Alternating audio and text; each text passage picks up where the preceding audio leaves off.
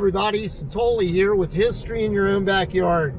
Today I'm in Ohio County, Indiana, which is the smallest county in the state. And I'm going to do a little video about a town called Branch. Branch isn't technically a ghost town, but it's pretty close. There's not much there anymore. But anyway, we're going to check it out, and I'm going to tell you stories that you have never heard before. I can guarantee it. Stay tuned.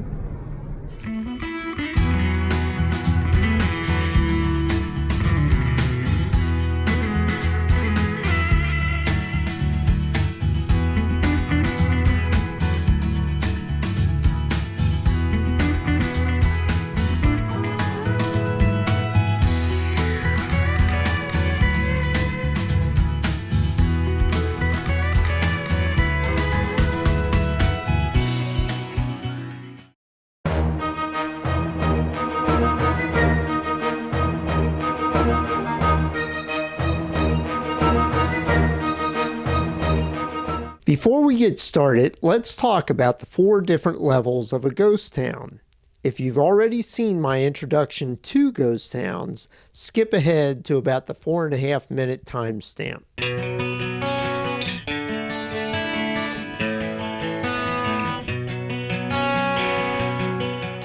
Hi everybody, Satoli here with History in Your Own Backyard.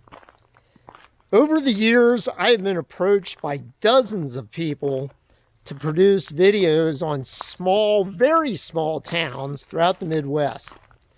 These are towns that were once pretty vibrant communities.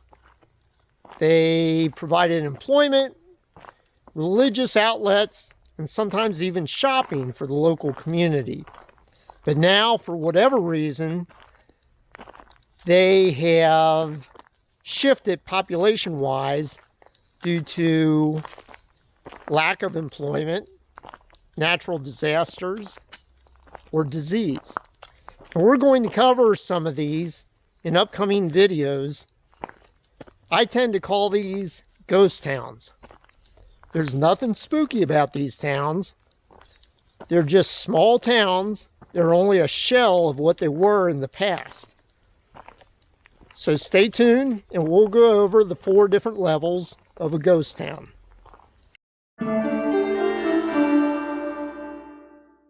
A level 4 ghost town has homes and commercial buildings standing, but the businesses have all closed. The ghost town of Wiseburg, Indiana is a good example of this, with the general store and the blacksmith shop still standing, but no longer in business. See the video link in the description below. A level 3 ghost town still has homes, but the businesses have all closed and have been demolished. Bonnell, Indiana is a good example of this, now featuring only 2 homes. This can be seen in my video titled The Ghost Town of Bonnell. See the video link in the description below. A level 2 ghost town is no longer occupied and only features the remains of the homes and businesses that were bustling with activity years ago. Good examples of this type of ghost town are Mount Lawn, Indiana, and Columbia Park, Ohio. See the video links in the description below. A level 1 ghost town is completely gone. No foundations and no evidence of any human habitation. An example of this would be my video on the LaGrange Phalanx in Brushy Prairie, Indiana. See the video link in the description below. Like I said, there's nothing spooky about these towns. They're just a shell of their former self, and they're hanging on by a thread. So stay tuned for the series, and we'll see if maybe we even cover your town.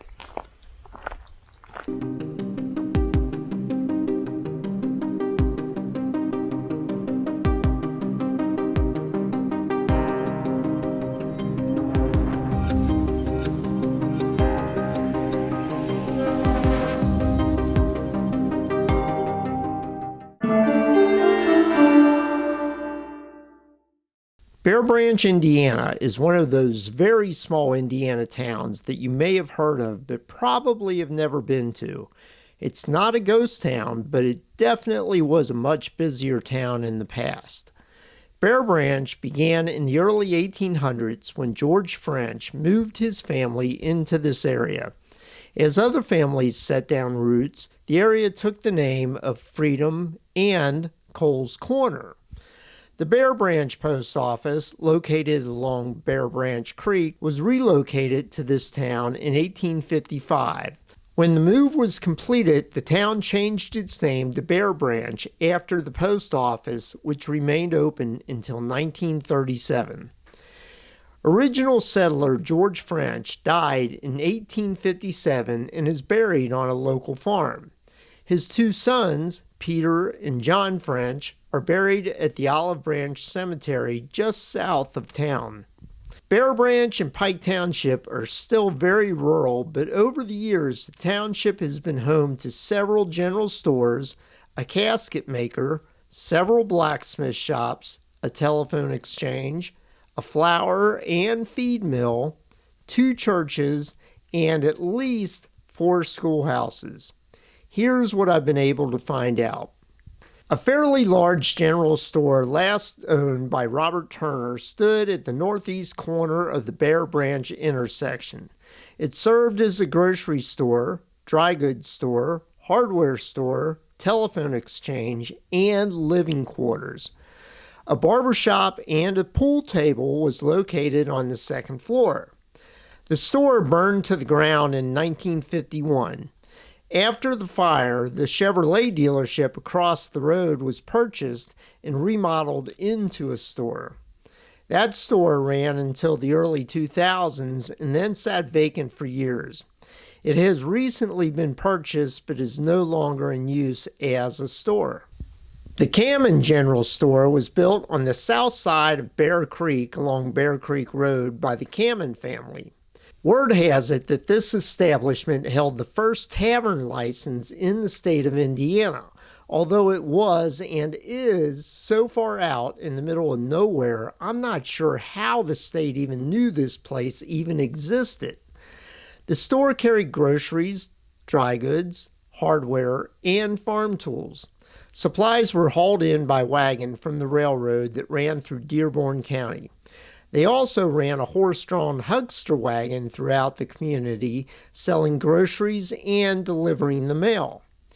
Business continued here until 1917, when the Cammon family moved to Cross Plains, Indiana, and purchased a flour mill built in 1906, and which still stands today. Once vacated, the Cammon store was used by many different families over the years as a private residence. The house still stands, although the barn has collapsed.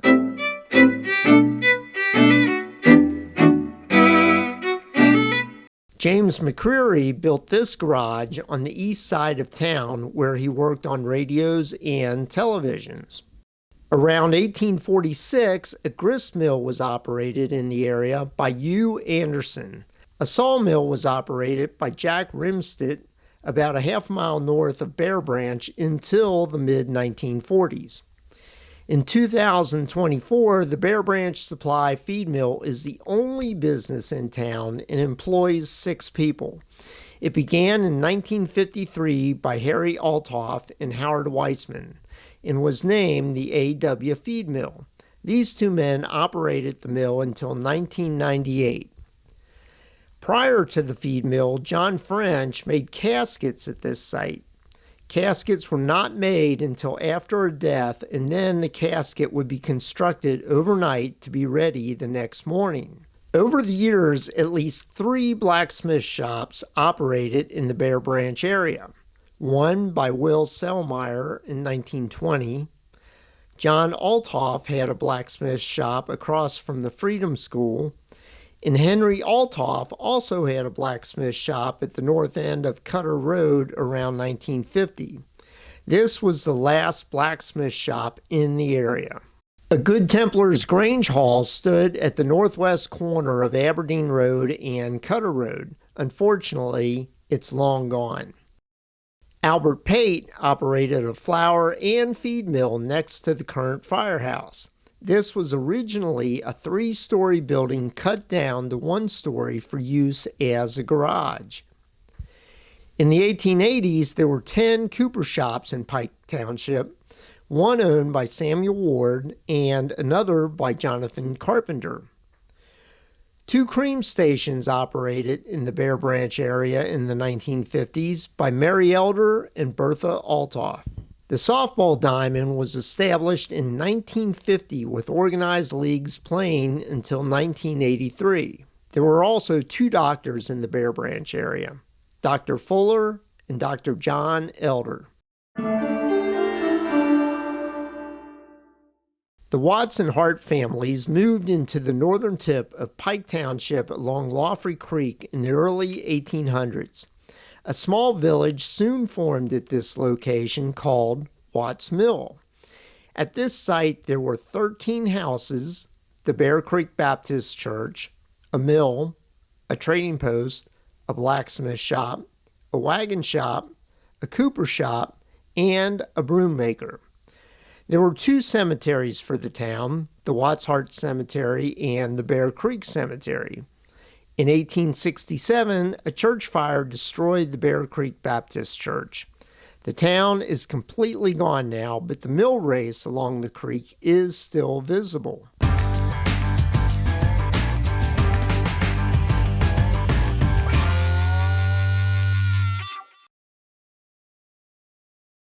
The original Olive Branch Baptist Church was organized in the old March Schoolhouse, which was a log structure located at the northeast corner of the present-day Olive Branch Cemetery.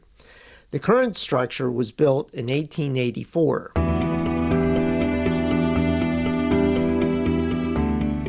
The original St. Peter's Lutheran Church was built around 1855 and then replaced in 1878. That structure was destroyed by a tornado in 1974. The current church was built within a year. As mentioned previously, in 1867, a church fire destroyed the Bear Creek Baptist Church in the northwest corner of Ohio County. After the fire, some members decided to rebuild a church closer to their homes. The new church was named East Union Baptist Church and was built on the northeast corner of Aberdeen Road and Cutter Road. This church was also later destroyed by a fire, resulting in the members joining the Olive Branch Baptist Church. Unfortunately, there is nothing left to the East Union Baptist Church. A volunteer fire department was organized in 1969 with Harry Altoff being the first fire chief. The first firehouse, which still stands today, was constructed in 1969 and built out of material of the Patriot School, which was being demolished at that time. At one time, there were at least 5 schools in Pate Township. The school in town was known as the Freedom School. It was a 1-room schoolhouse which sat next to the present-day baseball field. It was open until 1951 when this new 2-room schoolhouse was built. The only remains of the original schoolhouse is the hand pump out back. The 2-room schoolhouse operated until 1964 when it closed, and the children then attended the Cass Union School. The 2-room schoolhouse still stands today as a community center. The Carpenter or Hebron Schoolhouse was located a half a mile north of St. Peter's Church on Milton Bear Branch Road. It closed in 1941. The Mount Olive or Beech Grove School was located farther north on Milton Bear Branch Road. The Agenda School was located on Mexico Ridge and closed around 1916. The Bear Creek School was first located near the Cammon General Store, then later was moved to its present location further south on Bear Creek Road. The school closed around 1924 and is now a private residence. The St. Peter's Lutheran School was located behind where the current church building now stands and was built in 1880. The March School was built before 1850 and was constructed where the Olive Branch Cemetery is now located. The Bear Branch boulder was originally located at the Earl Somers farm. It was moved to the present location in 2006, weighing in at 10,976 pounds. This large boulder is probably the only one of its kind in the county. The Pate Farm on Pate Road along Lawfrey Creek was obtained from the Federal Land Grant Office in Cincinnati, Ohio between 1810 and 1820. The original farm was over 600 acres, with a large portion being dairy cows. The farm remained in the Pate name until 1969. The present house was built in 1902. The Watts Hart Cemetery is located along Mexico Ridge Road and is surrounded by a stone wall in the middle of a cornfield.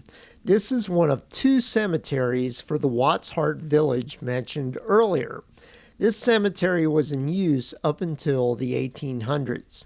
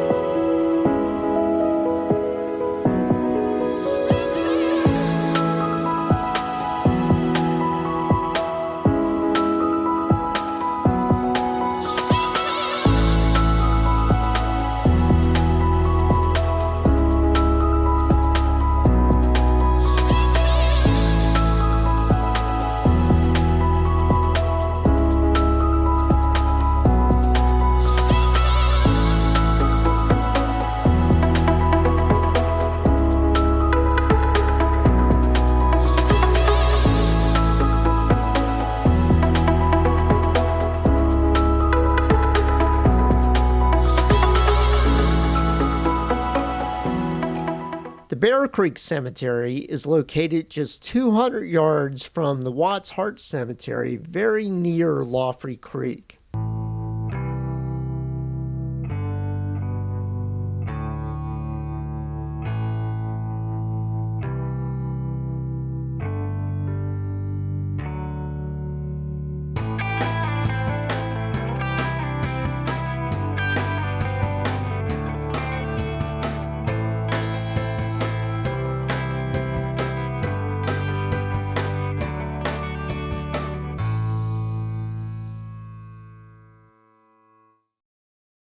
The Cooper Voris Cemetery is located on Aberdeen Road, just east of Mexico Ridge Road.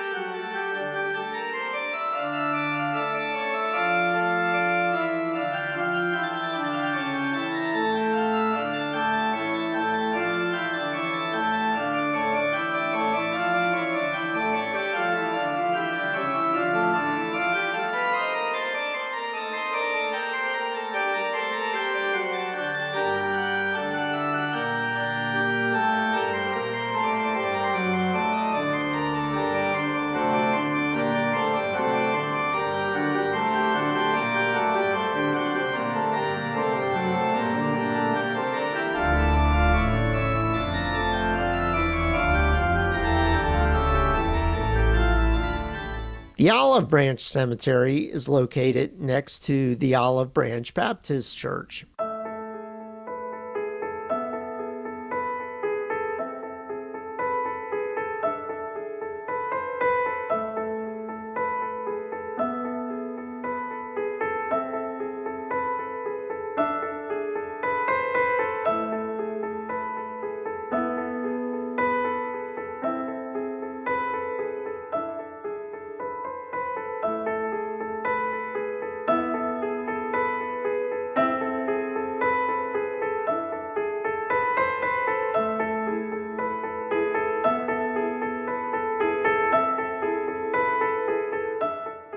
The Phelps Cemetery is about 1 mile east of Bear Branch off of Aberdeen Road.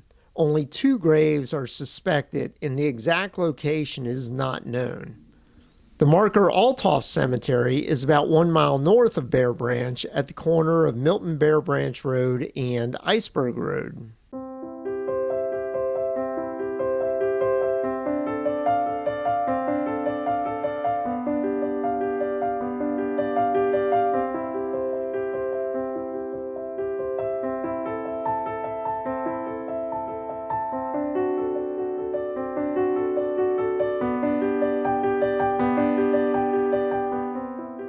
The French Cemetery on Iceberg Road is on private property and was mentioned earlier as the final resting place for George French.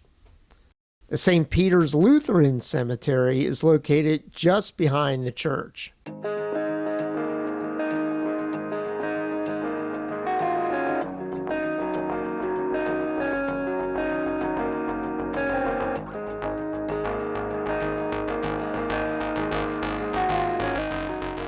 The Pate Carpenter Cemetery is located to the west of Milton Bear Branch Road, about a half-mile north of St. Peter's Lutheran Church.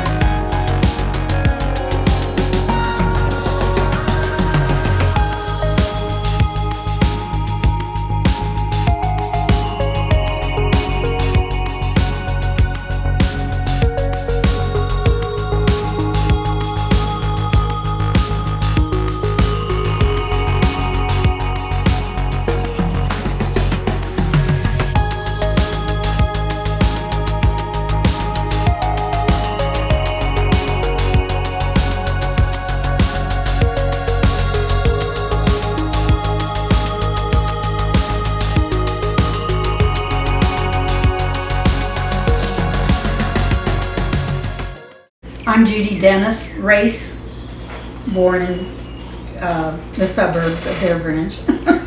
Well, no, I was actually born in Milan, Indiana, but you know, that's where I lived, in Bear Branch. Go ahead. Oh, okay. Maxine Bushman, and I've lived here for a long time, and went to school here for 8 years, and then, you know, had in the one-room school, and we had, it was interesting, a one-room. The teacher taught all the 8th grades, and I think a lot of the people learned from the older kids because of the 8th grades. You learn, I don't know, That would be most of what I want to say, I guess. Bob Summer, born and raised here. Remember going to Freedom School.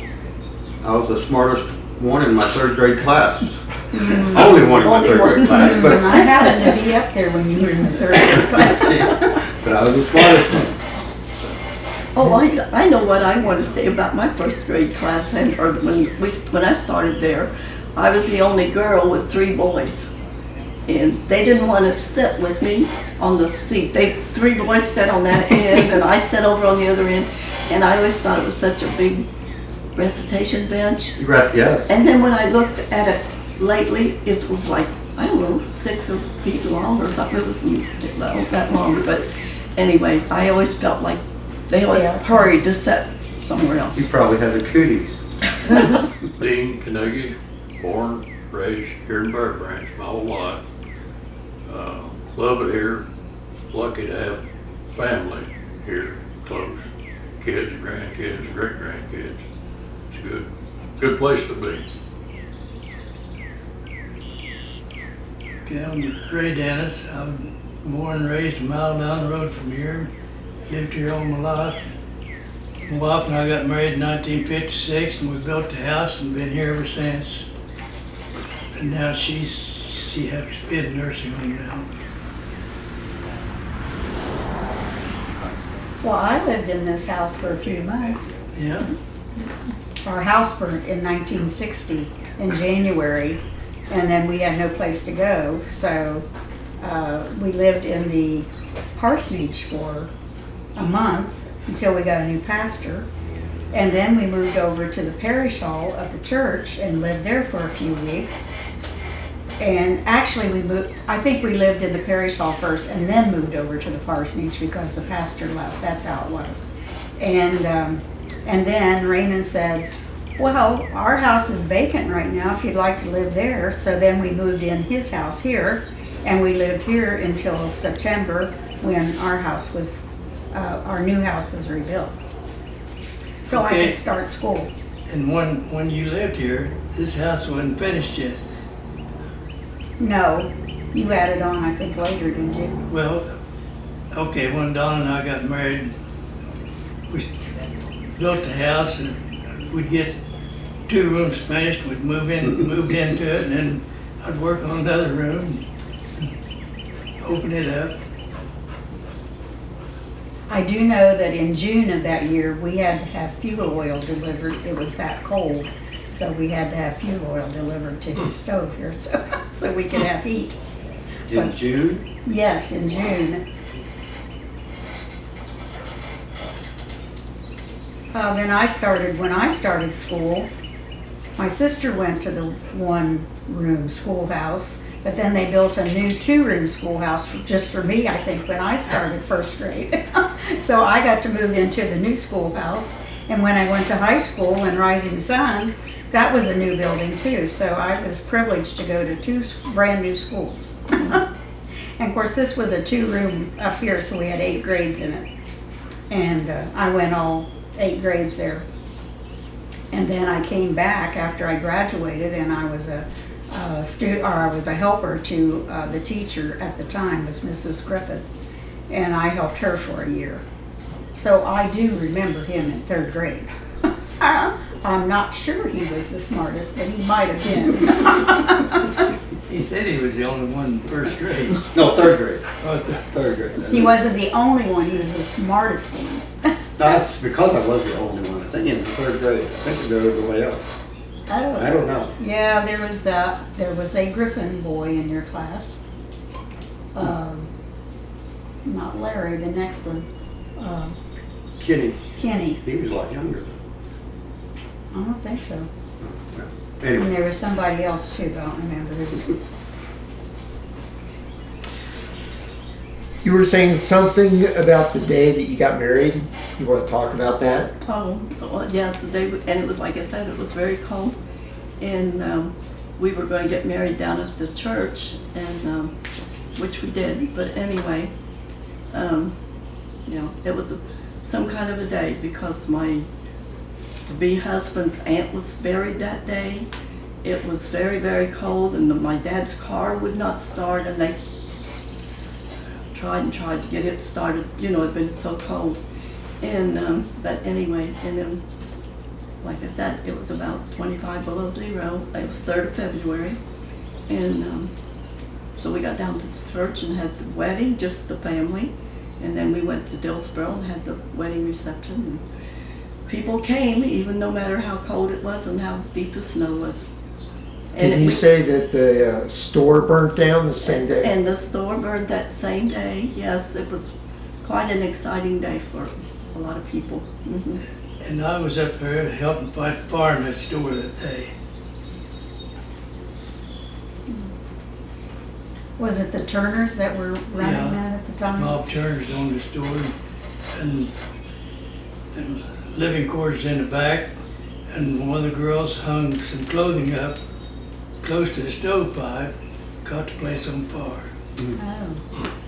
And they had 5 girls and 1 boy, and so left with nothing. Was one of the girls married Harry Alto's Now, Laddie Alto, brother? Donna, she was in our class in school. Mhm. Okay.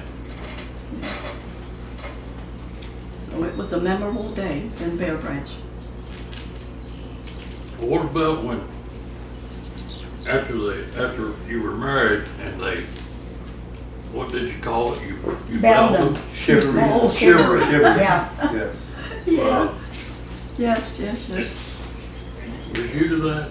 He probably was. Well, I can remember being, what year was it again? 51. 51. Well, I would have been, I was born in 43, so I've been 7, 8 years old. And I remember being in the barn with Billy and Maxine's My brother brother. Billy and my brother Carl. And who else was in there? He was probably there. And they were taking hay out of the hay mile and putting it on the floor and taking the wagon apart and putting it up in the hay mile. That was some of the stuff they would do back then. Okay, you're talking about the chivalries. When Don and I got married, we got chivalry 3 times. 3 different nights.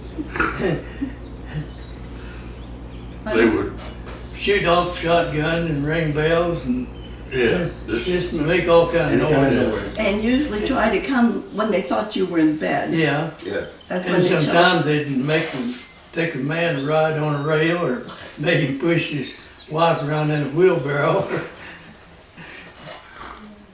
Crazy. Well, I'm glad I was married later. I didn't have any of that. You didn't get chivalry? Okay. No. I thought you did. No. Wanda Your never. dad had a horse fiddle he made. He always take that chivalry. Yes. I didn't know what it was called, but yes. Horse fiddle. I think we lost that in the tornado. Noisiest thing, Yeah, it's good. Well, what was it? it was a piece of wood, you leaned it against a house. It had a crank on it. With teeth on it and then the Teeth on saw it as you blade. turned that saw blade, and it was just Made a noise. terrible noise. Yes.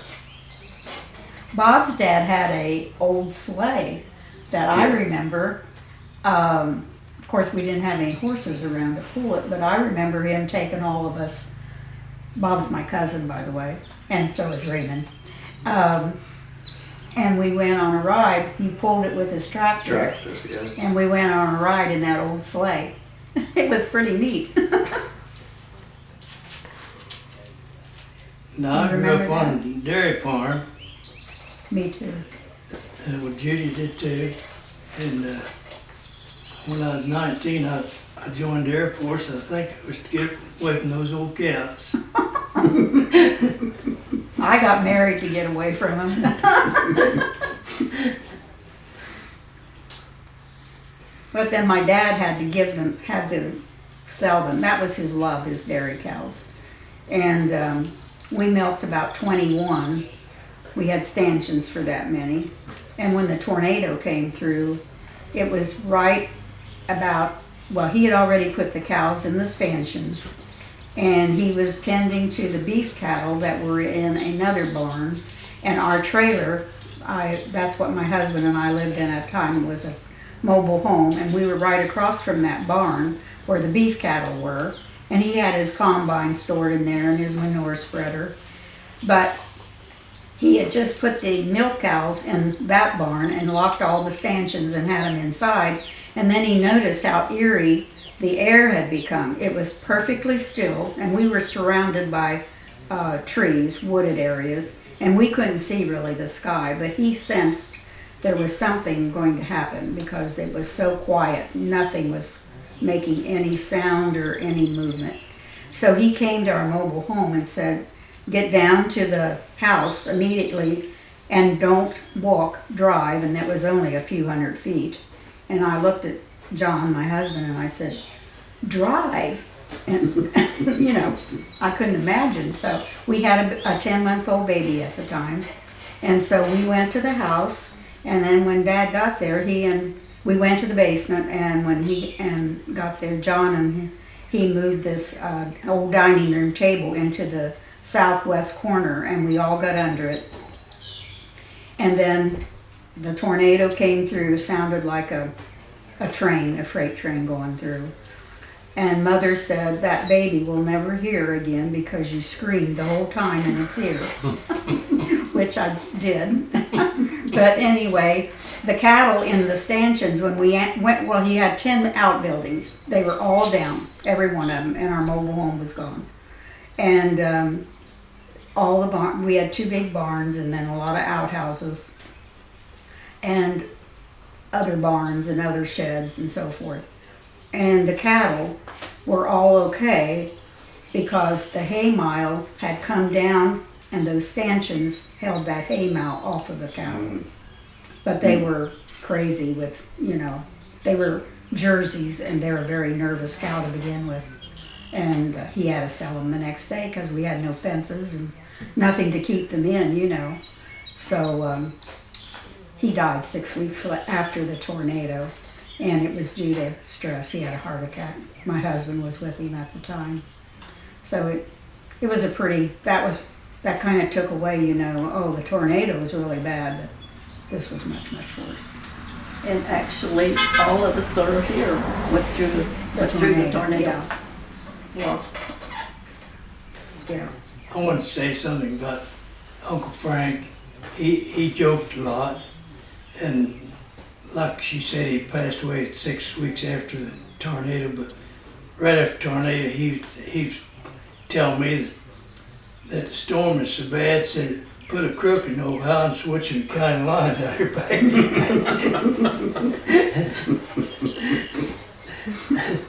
Yeah, he put a lot of crooks around. You were talking about the cows.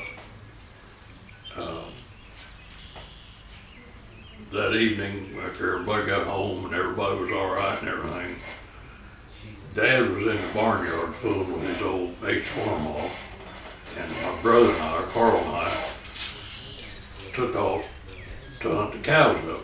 There were beef cattle, and we were on a ridge behind the place there, and had them gathered up, and here come Dad on that old H, and he said, what you boys done? I said, well, Dad, we got around these cattle up. Oh. Well, what do you think you're gonna do with them when you get them rounded up? We just got back on the tractor and rode back to the barn with him. Did you have a barn left? No, there was no, I was going to say, we didn't there either. was no fence. I don't know what we thought we were doing, you know, but we were gonna round them cattle up. Yeah, no fences, no barns. No. I will have one thing I want to say about the tornado. We went to a storm cellar, which was above ground, but nevertheless. And my mother-in-law was in the house, and she was not able to get out of the house. And when Henry, or my husband, said, you gotta get in the cellar, you know. And me, him, and the 2 girls and a neighbor, Red Campbell, went and got in our cellar, and storm cellar. And when we came out, that room that his mom was in was the only room that was not hurt. And so I said, there was a story there, a lesson there, lesson. So that was that's my main memories of that, except a lot of our stuff was almost down to Raymond's house here, but his was over in that field and ours was in his field. Both ends of our house is blown out, barn gone, and I kept quite a few hogs. I had 38 dead pigs and sows around here. We had dead beef cattle too. Well, I lost a couple of cows too. Our daughter, who was 10 months old, I'd said at the time, her birth certificate went to Urbana, Ohio. And some man found it, and he saw where she had been born at Lawrenceburg Hospital, so he radioed back to the fire department or the police department, one or the other, police department, I guess. And somebody heard of it, and so they gave him our address, and he mailed it back to us, so we still have it. It was in perfect shape, except had some mud splattered on it. And a wedding picture that was in our album. It was found on Wilson Creek Road going to the hospital. And so they picked it up and took it to the hospital, and there was a lady working there, Clara Iceberg, who recognized my father in the picture, and so then she brought it back to us. That's the only picture we had. I was away at school, college, when the tornado came. And Mom and Dad didn't call me that night. They sent word to somebody in Farmers Retreat, and they called me. Said everybody was all right. And then I said, should I come home? And they said, no, just wait. Anyway, I came home that following weekend. And I got half a mile on the north side of Bear Branch Church. And all the houses, the landmarks you used to see weren't there anymore. And I slowed down and I got up there where church was. At that point I thought, where am I? Because nothing looked familiar. But, I get going, and that used to be the house there, so that's what I remember about that. Mm-hmm. Yeah, and as he's speaking about their house, my mom and his mom had just wallpapered his sister's bedroom a couple days or the day before. And they said, that was useless. And the women had just did the annual cleaning at the church too, just a few days before the tornado came along. So, and also at the church, we had a statue of Jesus in the altar area. And when everything, the rubble, well, our bricks of the church were handmade there on site, and the walls, they tell me, were 4 to 5 bricks thick. Well, everything was crumbled and in a rubble. And the only thing, we had the statue of Christ still standing in amongst all the rubble, like he was looking over us. The highest thing standing, yeah, was the statue. And we were also in the Lenten season when the tornado hit. It was a Wednesday, and we were to have Lenten services that night at church. And we were having rotation of pastors, where we had different pastors, coming.